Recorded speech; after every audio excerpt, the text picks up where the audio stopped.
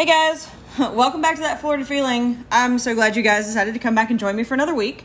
You guys are just amazing. I can't believe that I have over 100 plays on the podcast. I started this with the intention of starting something new, and you guys have just really helped me grow this, and you've been amazing. I love the feedback and the interactions with you guys. Thanks for following Facebook and Twitter and Instagram, for participating, for telling me what you want to hear, for giving me new topics to research. I've already learned so much about Florida just from this podcast and things that you guys have recommended that I wouldn't even have thought about to do. So thank you so much. You guys are just, I can't thank you enough. But that leads me to admit that I had a dumb moment. And Natalie, thank you so much for the love you gave on Facebook and for talking and for giving me a great suggestion that we're going to talk about tonight. I am so sorry that I blanked on that. But thank you. This is going to be one for you tonight. And I'll get to the topic in a second. Just wanted to, again, say thanks. But don't forget to send me your That Florida stories. Email me them. I've got a couple. I've got some really good ones, actually. But I want to know how you guys feel about Florida, and I want to talk about them. So send me your That's So Florida story to the email, which is thatfloridafeel@gmail.com, or, send it to me on Facebook via Messenger or Facebook via Messenger, either way. I might have just said Facebook twice, whatever, Instagram and Facebook, you guys got it. But thanks for the ones who have sent it. Those are definitely some very Florida stories. I can't wait to share them. But send me yours, guys. I really want to get a listener episode going. I also want to show people that it's not just one part of Florida that's Florida. It's definitely a melting pot of everywhere. So, let's get to the topic. Tonight, we're going to talk about the Suwannee River. Natalie suggested this, and I would never have thought to do this as a topic. I don't even know that I really knew it existed until I started researching this, and you're probably like me. You're like, okay, it's a river in Florida, really? But you guys, there is so much to this river. It's a really important part of history. It's even part of the Florida national or state song. It's just a beautiful area, but it's also got a really dark and deep history, which is, part of the reason I found it so interesting, and I hope that you guys do too.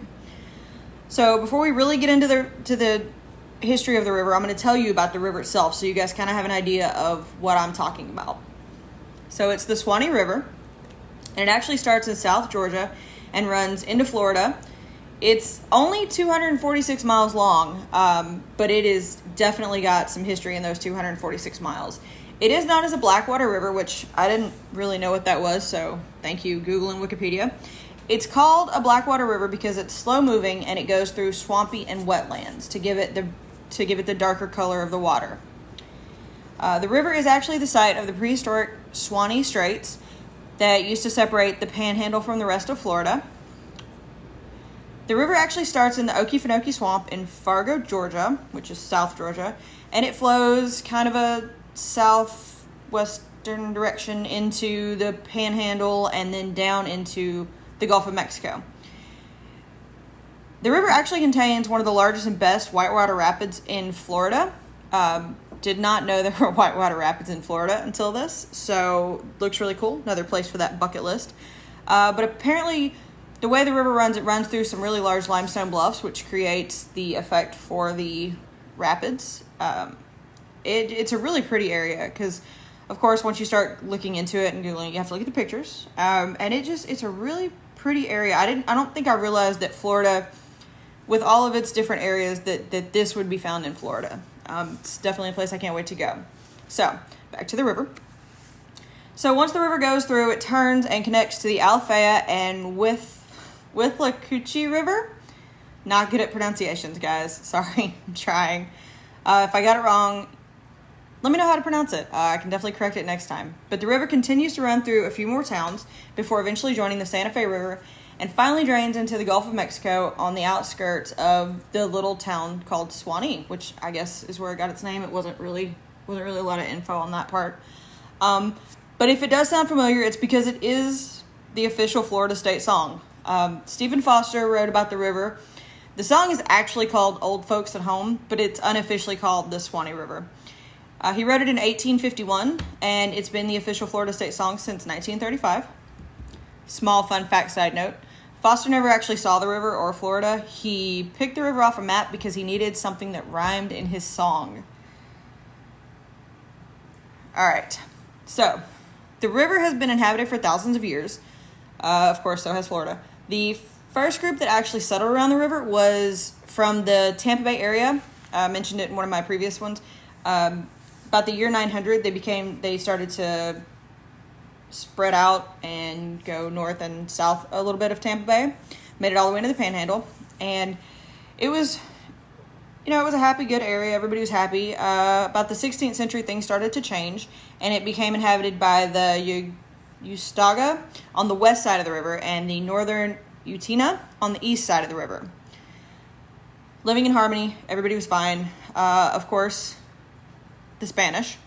So the Spanish came to Florida. We all know that. That's how we got our name and most of our history. But by 1633, the Spanish had already established the missions along the river. Because, of course, what does the Spanish do? They come in, they spread their culture, they want to make everybody convert to their religion, and they're just kind of bullies. But whatever, another podcast, another day. Eventually, the Seminoles did move into the area around the 18th century. And then in the late 1800s, mid to late 1800s, before the Civil War, and then, of course, it got bigger after the Civil War, the sulfur springs at White Springs became pretty popular. We'll talk about White Springs a little bit later in this podcast, but it was definitely more of a health resort and a tourism area for that part of Florida. You can still actually hike along the different parks along the river in the Suwannee River Wilderness Trail, and it connects a web of different Florida state parks, preserves, and wilderness areas. They go on for more than 170 miles. It does center, obviously, around the river. Definitely something cool to check out. Probably going to be added to my next Florida State Park Part 2 podcast. So, we know that the river has a rich history from the Native Americans, and of course it's got the rapids and the tourist attraction from White Springs and other ones that pop up in the area. The history also comes from the Battle of Olustee. Never been able to say that right. It's a Civil War battle. It was fought not far from the river. And of course, I'm going to talk about that also later in the podcast. But just to give you an idea of the history of this area, it's not always been a peaceful one. So, stick with me. We're going to talk a little bit more about the river, and then I'm going to get to the good stuff. Promise. But the first part I really want to talk about is a town on the banks of the river known as Ellaville. Now, if you've never heard of Ellaville, that's fine. I really didn't know about it until researching. It is or was located on the banks of the river, and it's a ghost town today. You can still see parts of the town along the river, some of the mansion that I'm going to talk about in a second, and a couple other things from the little town that existed, but it definitely does not exist as a town today. It was founded during the time of the Civil War. More specifically, 1861 is when George Drew, who would later become a Florida governor, built his mansion on the banks of the river. And he named the town after Ella, his longtime African-American servant. Read between the lines. And he continued to stay there through the Civil War. Of course, there was only one battle in the area, so it wasn't like he was pushed out from that. So he got to stay and enjoy the river and the land. And after the war ended, he opened and operated a sawmill with his partner, Lewis Bucky. Gonna stop myself from saying the Captain America line, but, sorry. So the mill soon became one of the largest in Florida. If you've ever been in that area, you do know it's more forested, so a sawmill makes perfect sense up there. And it actually employed more than 500 people. It even eventually had a rail stop on the Florida Railroad service that specifically serviced the mill and the town itself. Now, the town continued to grow, and it was over 1,000 people by the 1870s. It also had a steamboat dock to encourage visitors and travel on the river, as well as help the commerce. And the town even grew to include a few churches, a Masonic lodge, 2 schools, and a commissary.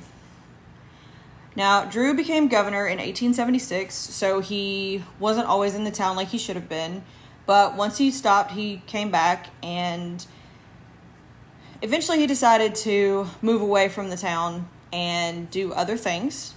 So after selling it, tragedy struck the mill in 1898, and it burned to the ground. Now, the town rebuilt and persevered, but of course they had already been farming that area for the trees, so it just wasn't really there anymore. So that kind of took a dip in their commerce, which kind of led to the beginning of the downfall for the town. But the hits just kept on coming, guys. This once booming town of over 1,000 people saw flooding from the rivers, because if you look at the map, it's kind of it's almost like in a peninsula between where two of the rivers meet. So there was a lot of early flooding in the 1900s, and the effects of the Great Depression hit, and the town just couldn't persevere any longer. The final blow to the town was when the post office closed in 1942. I didn't know that post offices actually closed, but I guess they do. But 1942 was the final hit to the town when it really disappeared. The once glorious Drew Mansion was abandoned because of the flooding, had vandalism. Of course, nature took it over, and then it finally burned to the ground in the 1970s. This is the mansion that I was telling you about that you can still see on the banks. You can see some of the foundations of it. Google it. It's a really beautiful mansion from Civil War era. Too bad it's not still standing today. There is also a bridge that you can see, which was the bridge that connected to the town. It was finally abandoned in 1986 after a new thoroughfare was built and pulled people more away from the area and through to the other part of the state, or part of that part of the state. You can still find it today. Not much is left. The abandoned bridge does stand, and if you walk the bridge, you can actually get a really beautiful view of the river and the limestone banks, which the river is known for. Again, the foundations. There actually are a few houses that still stand in the area. They are, of course, dilapidated and empty. If you decide to go, leave them as you find them.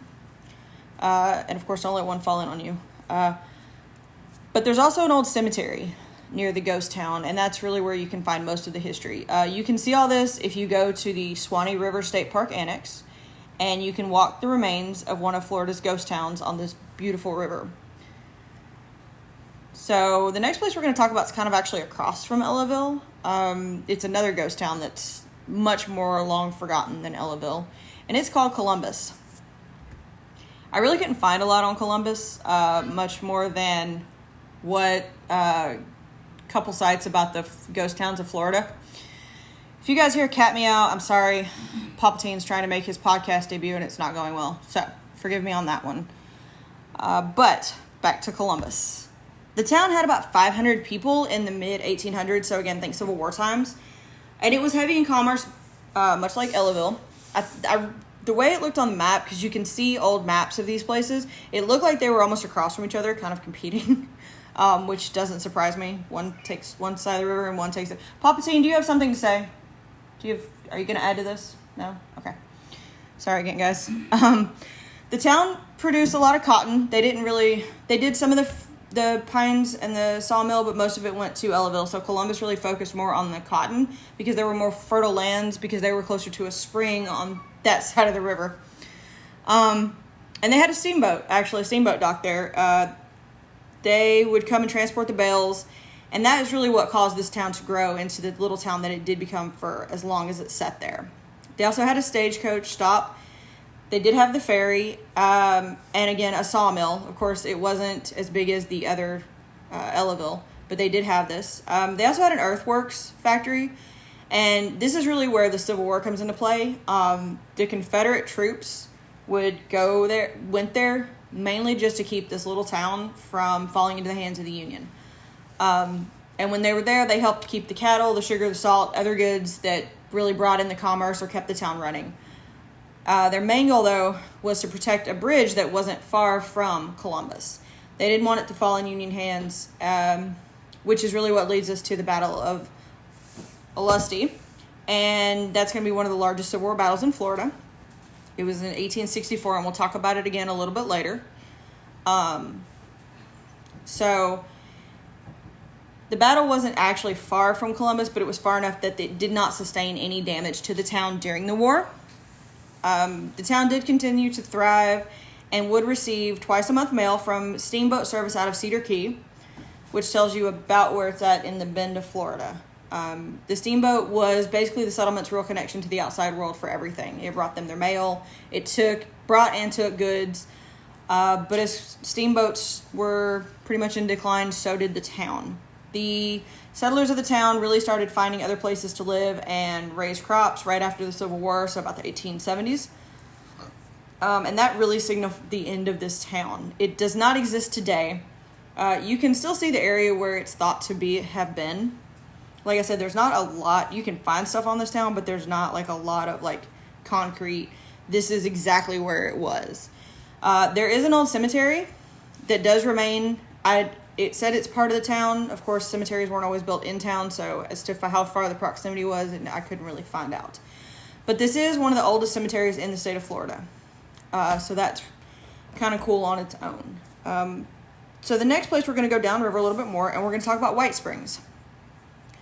Now, White Springs still exists today, and it does have about 700 residents, and it sits on the banks of the Suwannee River, but it's more up towards the Georgia state line. It looks like it almost just sits right on Georgia state line. Again, you can Google it, Google Maps. That's how I figured out exactly where things were to each other.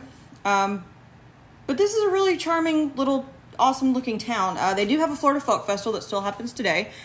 Of course, the charming downtown with its original buildings, but the main draw to White Springs was actually the Sulphur Springs. So I'm going to give you a little bit of background on Sulphur Springs to let you know like why it was so important to the river and how it still stands today. So the river was always a boundary for the Timucuan and Appalachee tribes, of course, until the Spanish came in 1533. And the springs were thought to be a holy ground with healing powers. They considered it so sacred that if the different tribes were warring, you could go to the ground and you could heal yourself and you would not be attacked, which I think is really cool. Although it being a sulfur spring, it's got a rotten egg smell from the hydrogen sulfide gas coming out of it, so I just cannot imagine drinking it. But I mean, I think it's really cool that they had a designated safe spot and that everybody they understood that it was such a unique place that they wanted to preserve it and keep it as, good as they could. But yeah, drinking it, no. If you've ever drank from a well that's got a sulfur smell to it or that egg smell, you know exactly what I'm talking about. It is just not a good surprise. But a settlement did flourish there. And in 1831, it was named Jackson Springs by a bunch of business partners who had heard about the springs and they wanted to make money off of them. Because who doesn't, right? So the way that they really marketed this, because this is really before a real tourism rush hit Florida, was that these springs were going to cure your diseases, right? So they said that they would drink the waters and that they would feel better from kidney diseases, rheumatism, nervousness, basically anything and everything that would draw people to this area. So they constructed some hotels in the area and they wanted people to come out and visit the springs. They set up doctors. They really set up a lot of stuff just to make this a town it is a town, but when I was reading the history of it, it sounds more just like a health resort at first. But of course people had to live there, so that's how the town evolved. Now, of course, the town did fine, but the Civil War really kind of stopped tourism, especially since the Confederates did take refuge through the town. But after the war ended, of course, tourism picked back up. So businesses, plantations, more hotels, people were buying land, opening places.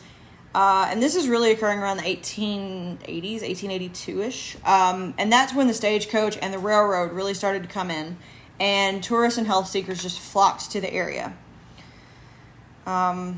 Still can't see soaking in a sulfur spring. Sorry. Bad smell. Okay. Houses began to fill the area, and they were selling finer clothing. They were bringing in more people. They were having leisure activities. I didn't know what leisure activities were, but apparently it includes ballroom dancing, lawn tennis, and skating. They didn't specify what kind of skating, but skating. So they basically really wanted to make this health resort town into like a place in Florida. They even revamped the springs in 1903 to continue to help tourism. They put coquina walls around the spring, and that was really more to prevent the flooding from the rivers, because of course we said a minute ago the rivers flooded, and that's really what drove people away. But so they put the walls around it, and they really stopped the river water from getting into the spring when it would flood. And the area flourished. The mineral spring remained a popular health treatment up until like 1930. And around the 1930s, people kind of stopped or realized, hey, this is not doing what it was supposed to, or I don't like the smell, or I don't want to go to that part of Florida. Either way, the tourism to that part slowed down, but the town continued to persevere. There's actually a popular Stephen Foster Memorial Museum, and it opened in 1950, and that's to commemorate him writing the Old Folks at Home, or the Suwannee River song that we already talked about. And the museum is gorgeous. It's surrounded by gardens. The gardens actually go all the way to the bank of the river, so you can look over it while you smell the beautiful flowers and enjoy the Florida sunshine. They also have a large carillon in the museum, which, as we talked about in a previous one, is a large grouping of bells that just sound absolutely gorgeous. And that's really what kept the town moving. The springs, unfortunately, though, started to wane in how much water they were putting out. And it actually stopped flowing in 1990. They are working on trying to get the aquifer and the Florida aquifers. There's a lot of things going through legislation from what I read. And maybe one day this spring will start flowing again and we can actually go and enjoy it like they did in the early 1900s. But you can still go to the town today. It is a tourist destination because it's just a beautifully charming little old Florida town, and it does sit on the banks of the river. A lot of the historic buildings survive, so if you really want to go get a glimpse into Florida in the late 1800s, early 1900s, this is definitely the place you want to go. It's actually on the National Register of Historic Places. The White Springs Historic District, which is kind of the downtown, is on this Register of Historic Places. They also do hold a Florida Folk Festival, which actually sounds kind of fun. It's a 4-day celebration of traditional Florida foods, arts, and music. But White Springs is also home to Big Shoal State Park. And this park is home to Florida's largest whitewater rapids, which is the rapids I was talking about at the beginning of the podcast. You can see the views from the river, from the limestone bluffs that look down upon the river, but it's a really good place for people who like to go hiking, canoeing, and kayaking to really enjoy nature, especially if you want to enjoy the whitewater rapids in Florida. I'll probably definitely be adding this to my Florida State Parks Part 2 so that we can further talk about it. I really didn't know that Florida had a whitewater rapid until this, so that's just really kind of cool on its own. So if you're into that, definitely check out this place. But the town is just beautiful, charming. It's old Florida. It lets you step back in time. It lets you enjoy, the outdoors as the river flows past you. Definitely check it out if you're into history or if you just want a new place to look at in Florida small towns. But the river is home to a lot of small towns just beyond White Springs. It's really important to settlement and growth to these towns. People relied on this river for boats, ferries, railways. They needed to get goods. They needed to sell their goods. Some of the towns include Branford, Old Town, Fanny Springs, and Fowler's Bluff. They all dot the river. They all have little tourist attractions. Just a place you can sit and enjoy and watch the waters flow past you. The final town, though, on the banks of the river before it deposited itself into the Gulf of Mexico is actually Suwannee. Suwannee is an unincorporated town, and it is a fishing town. They do have the luxury of being able to fish both fresh and saltwater because they do sit on the mouth of the river and on the Gulf of Mexico. And it was really important to receiving goods along the trade route through the 1800s, so that's really kind of how this town established itself. They would get and send tobacco, cotton, peanuts, lumber, and really anything else that Florida had at this point up and down the river to the towns, from the towns, to get it on the trade routes. They did rely heavily on fishing, and they still do.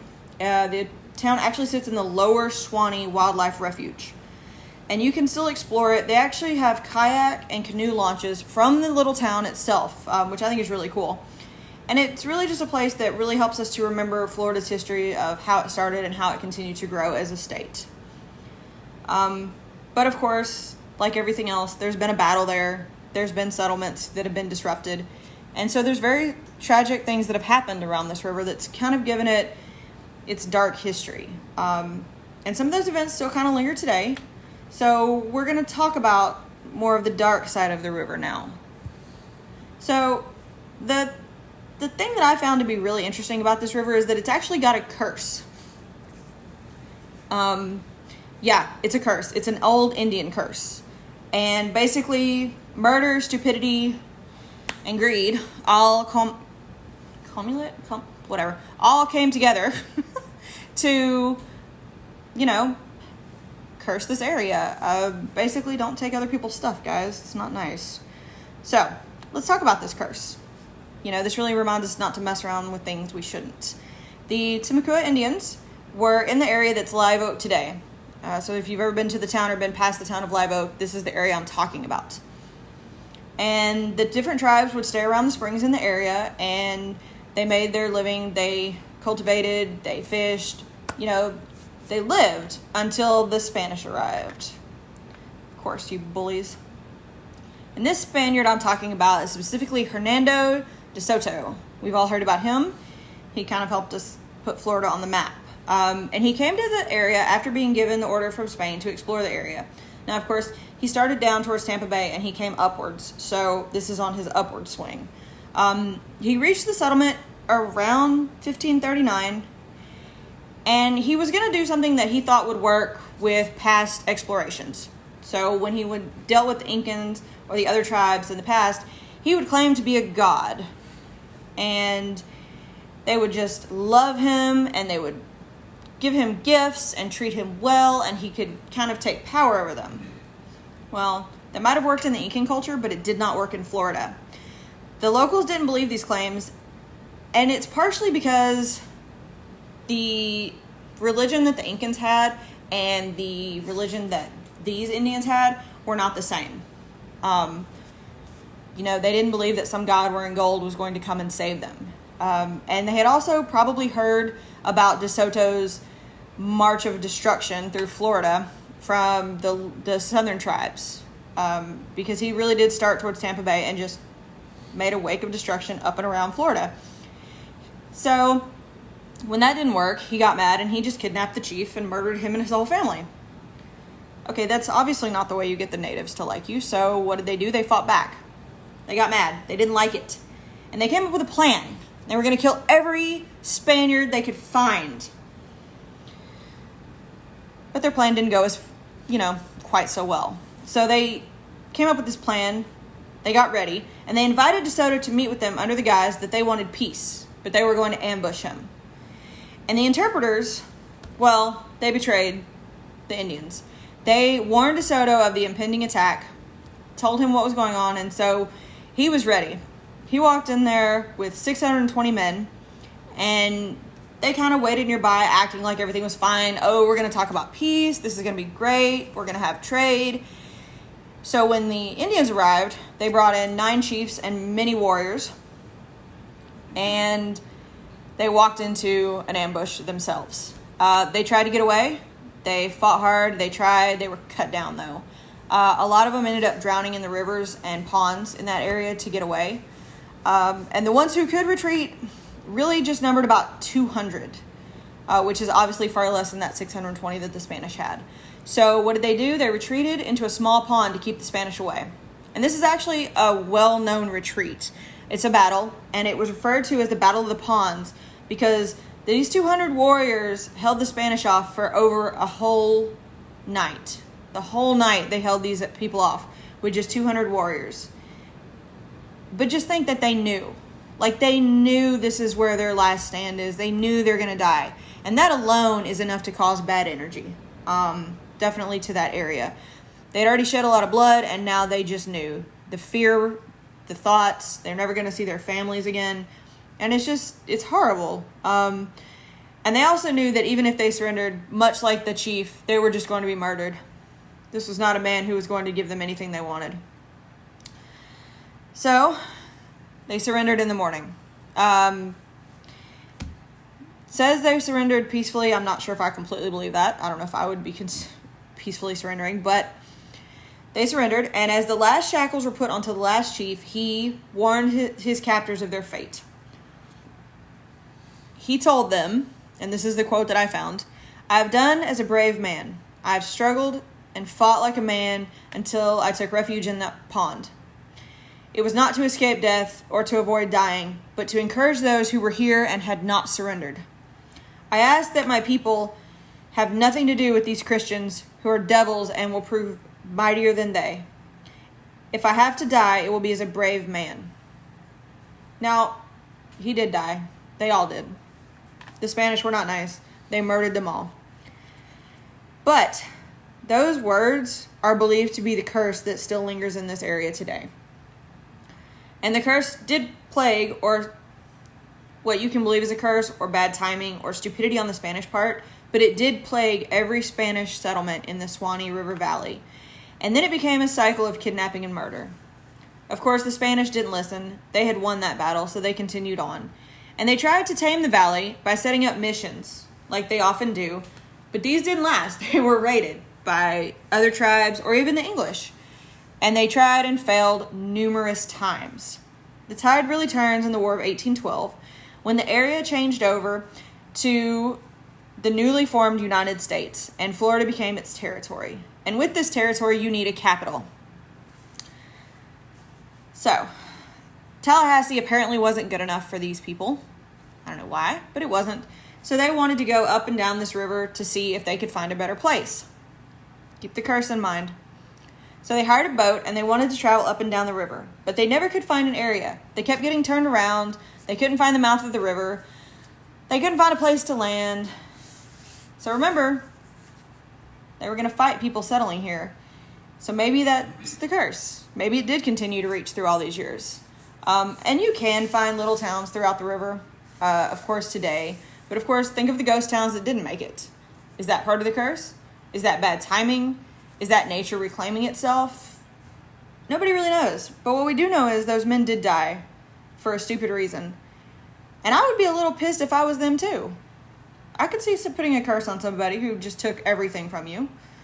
But if you do actually pull up DeSoto's route through the state, and he does go obviously down part of the river, there's not really any towns on that part of the river.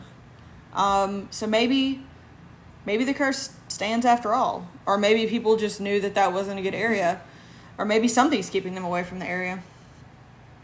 Another part that adds to the dark history of the river is the Battle of Olustee. And it was fought near Ocean Pond. And it was really fought over a bridge over the river, not so much the river itself, but it's still in that area. And it does have kind of similarities to that Battle of the Ponds that I talked about, the Indians fighting against the Spanish centuries before. So the Civil War battle took place on February 20th, 1864, and it was really for the river crossing in Columbus, the little ghost town that I talked about earlier in that bridge. The battle was actually the bloodiest. I've seen worst, deadliest, largest. There's a lot of things that really describe this battle in Florida. But 3,000 or so casualties were counted in the battle, with many falling in the ponds near the battlefield. The battle was so bad that a third of the soldiers who fought in it didn't leave. And that is an unusually high death toll. Could you attribute it to the curse? Could you attribute it to bad energy? Could you attribute it to not knowing your land? You could attribute it to a lot of things. But either way, that adds to the dark history of the river. 3,000 people died in one area. That is not going to give you good energy. And of course, it was fought over Columbus. Columbus no longer remains. Maybe there is something to that. Although I do want to know if anybody knows this, by the way, does the cemetery have remains of any of the Union or Confederate soldiers in it? I just want to know that. I know that's a random side event, but I would like to know that. So if you know that, message me. I'll get up there looking to see it one day myself. So another part of the history of Dark River actually involves someone that we've all heard about. Ted Bundy. Ted Bundy actually used the river to try and hide some of his dark deeds. We've all heard about Bundy. We know that he was executed in 1989 for killing numerous women. He was in Florida, and he had killed women in Tallahassee. He was getting ready to move on to other areas when he came upon Kimberly Leach. She was a student at Lake City Junior High. Yes, this twisted asshole actually took a junior high kid. All right? If you didn't like him before, you don't like him now. He actually took her from campus, and he killed her before dumping her body on the edge of the Suwannee River State Park. Anything that has to do with Bundy is not a good thing, so I can't imagine that helps to add to the area of the river. Now, there is an actual haunting that comes from the river, and it's from the White Springs area. The legend goes, a young boy was born into a poor family. He would be the sixth out of all the siblings. He was the youngest, and he was a burden to his already stretched family. Now, I don't have what year this supposedly came from, but I imagine it was 1800s, the way it sounds. But his father took him to the river in the guise of a fishing trip, and he drowned him. They say that the boy still haunts the river today, and he just wants to make friends. The last sighting of this boy came in 2009 when a boy jumped in the river and was having trouble swimming. So his stepmom went in to rescue the child. Well, when she went into the river, she felt something drag both of them into the water. She won. She pulled the child from the water, and as she put the child on the bank, she saw a pale boy standing on the other side watching them. Now, the mom was able to resuscitate and save the child, and when she looked up again, the little pale boy was gone. Now, they say this is a spot where other children have drowned in the past. So, if you go to that spot anywhere along the river near White Springs, just be careful. Be aware of your surroundings, and if you can't swim, then don't get in the water. But either way, I would want to encounter a little boy. Children ghosts just, oh God, can't take them. All right, sorry. So the Suwannee River is made up of a bunch of other rivers that we talked about earlier. So I'm going to tell you a couple hauntings that probably feed into the river that also give it its darker history. So the first is the Santa Fe. It feeds into the Suwannee River, and it's home to a ghost woman from the Spanish colonial era. The legend says that the woman was going to elope with her lover and leave her family behind. The man rejected her, so she shot him and went back home. Nothing like a woman scorned. But she couldn't live with herself. The guilt of her crime was so bad and haunted her so much, she drowned her daughters and then proceeded to drown herself. I don't know if I'd want to encounter her either. The next one is the Withlacoochee River, and it also feeds into the Suwannee. And it has kind of reading about this story gave me the chills. But being from Florida, it makes so much sense. A woman was walking her dogs past the river, and the water's usually really calm, but it started to kind of bubble. And of course, the dog went to investigate. Now, the woman saw her dog get pulled under, and for those of us who live in Florida, great. It's an alligator, right? Like, it's got to be an alligator. So this woman was all prepared to do battle with this alligator, but when she pulled her dog up, she came face to face with a ghostly child who was missing a chunk of his nose and his arm. No. Just no. She did manage to survive the encounter. The dog did not, unfortunately. Apparently there's more than just one child, and the locals say that these are victims of a vicious alligator that lived in the area in the past. Yeah. No. Okay. So, the river has a history filled with Native Americans, Spanish, and people who are just trying to make a living on its banks. It's a beautiful area, but of course it comes with the good and the bad. I cannot wait to go check this place out. I hope that this has interested you guys, either to check out nature, to look for a ghost, to enjoy some whitewater rapids, or just go to a part of Florida that you never thought about visiting. Thank you, Natalie. I genuinely appreciate you giving me the opportunity to research this. I learned some really cool things. I have some more places I want to check out, and I hope I did it justice for you. I hope the rest of you guys enjoyed hearing about these small towns and learning more about Florida. I didn't even know that Florida had ghost towns, let alone whitewater rapids. So I kind of want to go see the ruins of Ellaville and watch the river flow from the limestone banks and hopefully not run into a ghost. But you know who I probably will run into? I'll probably run into Florida Man, right? Florida Man who haunts us daily in the news. So today's story comes from February of 2019, and it's out of Pensacola.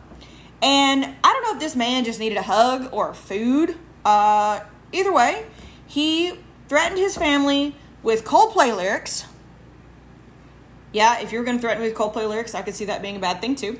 But he threatened them with Coldplay lyrics. And in order to end the standoff, the SWAT team promised him pizza. Because who doesn't love pizza? By the way, guys, if you have a Hungry Howie's around, you tried at least once. Just going to say that. And West Shore if you're in Tampa. Sorry. Okay. Oh, and pizza time in St. Augustine. All right, I got it. I'm good. Okay. But apparently being hangry is a serious thing. So, let's not threaten people with Coldplay. What do you say? But anyways, I hope you enjoyed this episode of That Florida Feeling. I really did have fun researching this. Florida has a really dark history, and I'm looking forward to looking into so many more parts of it. So thank you again, Natalie. If you do have a ghost story that you do want me to investigate, I'm going to do another haunted Florida in probably 1 or 2 episodes, maybe 3. Don't quote me on that. But if you have a ghost story you want me to check out, message me, and I'll definitely add it to the list. Please like, subscribe, follow, turn on your notifications, however you do to get to listen to episodes. I appreciate every single one of you. I cannot believe I got 100 plays. I'm still so amazed, you guys. Thank you. Go check out the Instagram. By the way, I did update the Instagram. It is now That Florida Feeling Podcast. But if you type in That Florida Feeling, it'll still come up. So check out all those pages. Interact with me. I love it. If you do have any suggestions for future topics, state parks, haunted ghost, send them to me. Don't forget your That's So Florida story. I know everybody's got one. I would love to hear them. Yeah, guys, thank you so much. Thank you to the people who really supported me. Thank you to Matthew, Ree, Jamie, Mary Kay, and everybody else who I've interacted with and felt love from. Thank you, guys. So can't wait to hear your stories. Stay safe. I'll see you in a week. And of course, that's your daily dose of sunshine.